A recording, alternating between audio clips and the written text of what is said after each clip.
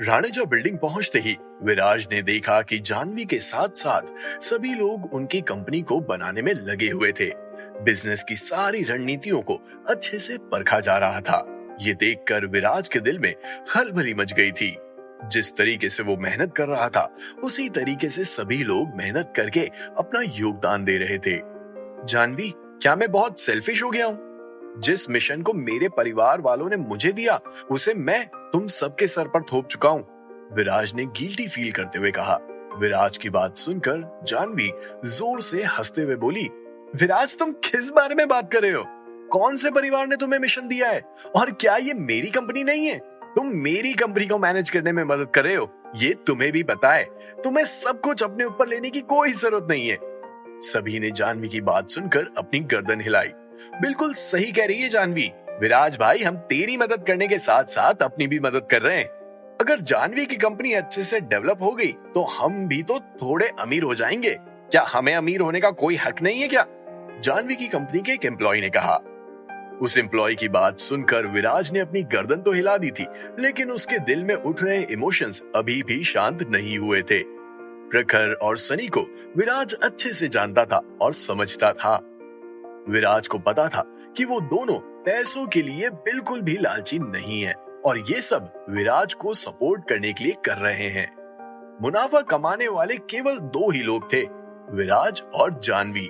लेकिन ये तो सच है कि अगर जानवी की कंपनी बढ़ेगी तो उसमें काम करने वाले लोगों की सैलरी भी बढ़ेगी और अमीर होने का हक किसे नहीं है। लेकिन प्रखर और सनी के मामले में विराज पूरी तरह से कॉन्फिडेंट था। लेकिन सभी को इतने अच्छे से काम करता हुआ देखकर विराज को यकीन नहीं हो रहा था। यार, इतना मत सोच तू विराज, बस अपना काम अच्छे से कर, हम सब तेरे साथ हैं। सनी ने मुस्कुराते हुए कहा। वो देख सकता था कि विराज के दिमाग में क्या चल रहा है। विराज ने अपनी गर्दन हिलाई और उसके बाद सभी अपने अपने काम में लग गए थे। 3 साल का समय पलक झपकते ही कब निकल जाएगा पता भी नहीं चलेगा। इसीलिए कंपनी को मुकाम पर पहुंचाने की तैयारी जोरों शोरों से शुरू हो गई थी। दूसरी तरफ शालिनी के दिन भी अब अच्छे जा रहे थे। स्कूल में उसका ह्यूमिलिएशन अब पूरी तरह से रुक गया था। शालिनी भी अब पहले जैसी हो गई थी। एक दिन विराज ने सभी को सजेस्ट किया कि वो थोड़ा रिलैक्स करे और आधे से ज्यादा लोगों को छुट्टी दे दी थी। बाकी जो लोग बचे थे, विराज उन्हें मील पर ले जाना चाहता था। इस बार भी विराज ने कंजूसी नहीं की और जानवी और सभी को एक अच्छे रेस्टोरेंट में लेकर गया। लंच करने के बाद सभी अपने अपने घर की तरफ निकल गए। प्रखर गुलमोहर गार्डन के मेंशन में घूम रहा था। शाम के 5 बज रहे थे। अचानक से प्रखर को याद आया कि अंकल टोनी गायब हैं। विराज, विराज, अंकल टोनी कहाँ हैं? अंकल टोनी वही अंकल थे जिसे विराज ने शालिनी के लिए हायर किया था। जैसे ही प्रखर के मुंह से अंकल टोनी का नाम निकला, वैसे ही उसकी आंखें ऊपर की ओर उठ गई थी।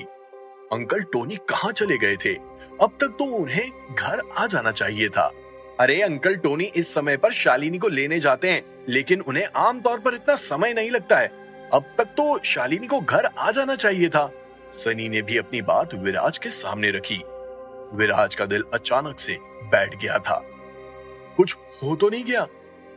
जैसे ही ये ख्याल विराज के मन में आया, वैसे ही उसने अपना फोन बाहर निकाला और अंकल टोनी के नंबर पर कॉल कर दिया था। हेलो अंकल टोनी, आप कहां पर हो?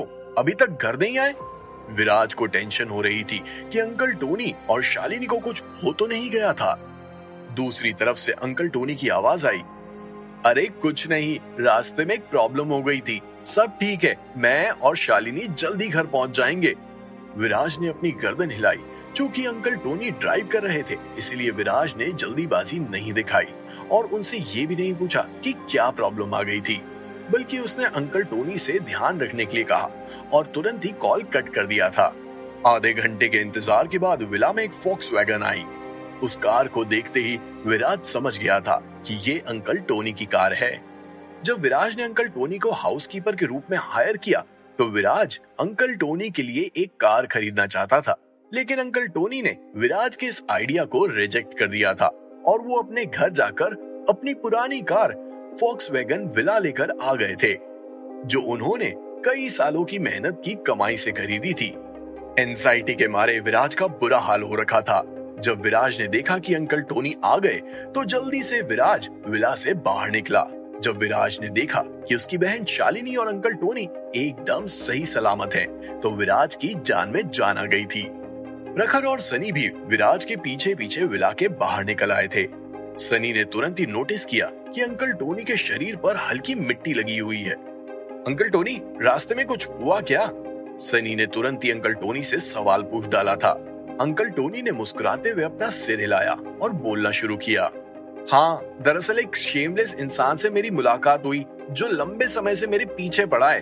उसने मुझसे ये भी पूछा कि मेरे पास ये बच्ची कहाँ से आई।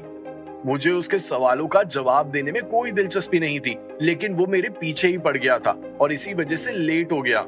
सनी ने तुरंत ही अंकल टोनी से कहा, अंकल टोनी, चलो अंदर चलकर बात करते हैं। स्नैक्स का समय हो गया था, इसीलिए जल्दी से अंकल टोनी ने सभी के लिए पनीर के पकौड़े बनाए और डाइनिंग टेबल पर सभी एक साथ बैठकर स्नैक्स का मजा लूटने लगे और साथ ही साथ अंकल टोनी से डिटेल में पूछने लगे कि आखिर उस आदमी के साथ उनका मामला क्या है। 10 मिनट के अंदर अंदर सभी को पता चल गया था कि माजरा क्या चल रहा है। दरअसल जब अंकल टोनी अपनी कार में पेट्रोल भरा रहे थे, तब पेट्रोल पंप पर उनकी मुलाकात उनके पुराने यार से हुई। एक जमाने में वो उनका अच्छा यार था, लेकिन बाद में कुछ अनबन के चलते उनके रिश्ते खट्टे हो गए थे और कई सालों से वो एक दूसरे से नहीं मिले। जब वो इंसान अंकल टोनी से मिला तो वो उनकी इंसल्ट करने लगा था। उस इंसान को लगा कि अंकल टोनी ने इस उम्र में किसी लड़की से शादी कर ली है और उस लड़की से उन्हें एक बच्ची भी है। बस इसी के चलते उसने अंकल टोनी को गंदी नजरों से देखा और उनका मजाक उड़ाने लगा था। अंकल टोनी बहुत ही रिलायबल इंसान थे। जवानी में उनके सर पर इतना बोझ आ गया था कि उन्हें अपनी जिंदगी को संवारने का समय ही नहीं मिला था। उन्होंने शादी नहीं की थी और ऐसे में अगर कोई इंसान एक बच्ची को लेकर उन्हें ह्यूमिलिएट करे तो उन्हें कैसा लगेगा। लेकिन उसके बाद भी उन्होंने उस इंसान से बहस की और वो बहस हाथापाई में बदल गई। अंकल टोनी को उस आदमी ने जब धक्का दिया तो वो जमीन पर गिर गए और इस वजह से उनके शरीर पर मिट्टी लग गई थी। अंत में मैंने उस आदमी से कहा कि शालिनी मेरी ही बच्ची है। मुझे नहीं पता कि मैंने सही किया या गलत, लेकिन मैं शालिनी की इज्जत खराब नहीं कर सकता था। उस आदमी की गंदी नजरें शालिनी को घूर रही थी। मुझसे रहा नहीं गया और मेरी उससे लड़ाई हो गई। इसी वजह से मुझे लेट हो गया। मुरझाते हुए चेहरे के साथ अंकल टोनी ने कहा। ये सब सुनकर विराज को इतना तेज गुस्सा आया कि उसने अपने हाथ को जोर से टेबल पर पटक दिया था। विराज को ये समझ नहीं आ रहा था कि क्यों लोगों को दूसरों की जिंदगी में घुसने का इतना शौक होता है। India is a democratic country, लेकिन उसके बाद भी कुछ लोग होते हैं जो लोगों को चैन से जीने नहीं देते हैं। विराज साहब, प्लीज शांत हो जाइए। ये सब मेरी गलती है। अगर मैं उस पेट्रोल पंप पर नहीं जाता तो ये सब कभी नहीं होता, अंकल टोनी ने गिल्ट के साथ कहा। जब से वो गुलमोहर गार्डन में एक बटलर के रूप में नौकरी पर आए थे, उनकी जिंदगी में प्रॉब्लम्स रुकने का नाम ही नहीं ले रही थी। ईमानदार अंकल टोनी ने अपनी प्रॉब्लम्स कभी भी किसी के साथ शेयर नहीं की, लेकिन आज जो कुछ भी हुआ उससे अचानक से उन्हें गिल्ट महसूस होने लगा था। विराज साहब, मैं अंकल टोनी और भी कुछ कहना चाहते थे, लेकिन उन्होंने खुद को रोक लिया था। विराज ने भी अपना हाथ दिखाते हुए उन्हें बोलने से मना किया और अपना मुंह खोलते हुए बोला, अंकल टोनी, आज जो कुछ भी हुआ उसमें आपकी कोई गलती नहीं है। चूंकि उस आदमी को आपसे दिक्कत है, इसका मतलब ये नहीं कि आप गलत हैं। कल मैं जाकर उस आदमी से बात करूंगा। अंकल टोनी ने तुरंत ही अपना सिर हिलाया और ना करते हुए कहा, विराज साहब, इसकी कोई जरूरत नहीं है। आप वैसे ही इतना बिजी रहते हैं। ये छोटे मोटे लफड़े तो। इससे पहले कि अंकल टोनी अपनी बात खत्म करते, विराज ने उन्हें बीच में ही टोकते हुए कहा, यह सिर्फ आपके लिए ही नहीं, शालिनी के लिए भी है। अगले दिन विराज ने शालिनी को स्कूल छोड़ा और उसके बाद अंकल टोनी को लेकर उसी पेट्रोल पंप पर पहुंच गया था जहां पर कल कांड हुआ था। अरे टोनी, तू फिर आ गया? कल की मार भूला नहीं क्या? क्या बात है, लगता है तूने अपना सब कुछ बेचकर गाड़ियों का धंधा शुरू किया है। क्या ये तेरा ड्राइवर है? जैसे ही अंकल टोनी कार से बाहर आए, उस आदमी ने अंकल टोनी पर निशाना साधना शुरू कर दिया था। लेकिन इस बार उस आदमी ने विराज को भी लपेटे में ले लिया था। ना तो ये मेरे ड्राइवर हैं और ना ही मैं इनका ड्राइवर हूँ। ये कार मेरी है, मैं चला रहा हूँ। विराज ने तुरंत ही उस आदमी को जवाब दिया। ओह अच्छा, ऐसी बात है। वही मैं सोचूं कि साला एक वेटर के पास इतना पैसा कहां से आ गया कि वो इतनी महंगी कार में घूमे। वैसे टोनी, क्या तूने वेटर की नौकरी छोड़कर क्या चापलूसी करना शुरू कर दिया है क्या? मैंने सुना है कि बीवी के अलावा किसी और के तलवे चाटने पर ज्यादा पैसा मिलता है। अंकल टोनी का मजाक बनाते हुए वो आदमी जोर जोर से हंसने लगा था। तुम्हें किसने हक दिया ये बोलने का कि वेटर की नौकरी खराब होती है? चापलूसी करने की बात कहां से आ गई? अंकल टोनी ने तो ऐसा कुछ भी नहीं किया है। ये बोलते हुए विराज की आंखों में एक अलग ही चमक आ गई थी। विराज ने भी बचपन में अपना पेट भरने के लिए ऐसे कई काम किए थे जिसमें मेहनत बहुत ज्यादा थी और पैसे बहुत कम थे। विराज को अंकल टोनी के जिंदगी के सफर पर गर्व था, लेकिन वो आदमी कुछ ज्यादा ही बोल रहा था और विराज उस आदमी को सबक सिखाने के मूड में लग रहा था।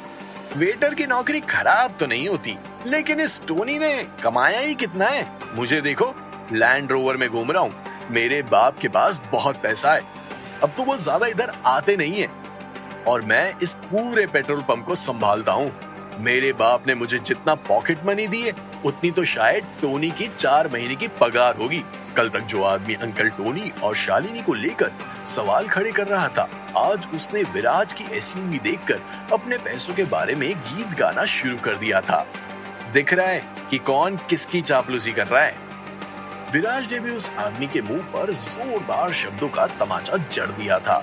दिखने में वो आदमी अच्छे घर का ही लग रहा था, जैसे मानो खाते पीते घर का हो, लेकिन डींगे हाँकने में उसका कोई मुकाबला ही नहीं था। माना कि उसके पास पैसा होगा, लेकिन कितना? अगर उसके पिता की बात की जाए तो क्या उसके पिता विराज जिंदल का मुकाबला कर सकते थे? सिर्फ मुंबई ही नहीं, अगर पूरे भारत की बात की जाए तो क्या कोई भी जिंदल परिवार को कम्पीट कर सकता था? विराज को उस आदमी की बात सुनकर सब कुछ समझ आ गया था कि अगर उसे ऐसे आदमी से डील करना है तो उसे उसके तरीके से ही करना होगा। और विराज पटखनी देने में एक नंबर था। वो आदमी जानता नहीं था कि उसका मुकाबला किससे हो रहा है। आखिर विराज उस आदमी से कैसे निपटने वाला था? शालिनी और अंकल टोनी के टॉपिक की एक जगह अचानक से पैसा क्यों बीच में आ गया था? क्या विराज उस आदमी से बदला लेकर रहेगा? क्या विराज उसके पेट्रोल पंप को खरीद लेगा? क्या होगा जब उस आदमी को विराज जिंदल की सच्चाई पता चलेगी? क्या वो आदमी अंकल टोनी के पैरों में गिरता हुआ नजर आएगा? आगे क्या होगा उसे जानने के लिए सुनिए कैश ऑन माई माइंड, सिर्फ और सिर्फ पॉकेट एफएम पर।